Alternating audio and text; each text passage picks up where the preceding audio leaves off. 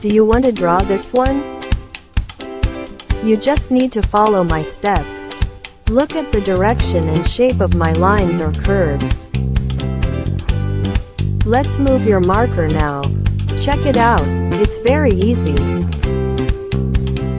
Just make lines like this. We don't need complicated theory. Let's draw together. Don't be afraid of being wrong. Everyone has their own artistic soul.